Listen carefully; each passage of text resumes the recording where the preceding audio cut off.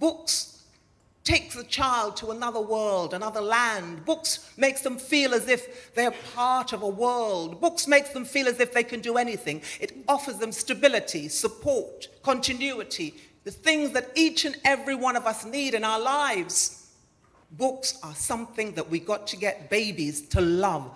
The power of the word, the power of vision, the power of that kind of creativity that we all need to be stamped onto our minds so that we can embrace any situation, we can visualize it, we can see it. It stimulates our imagination when you see words, when you see pictures.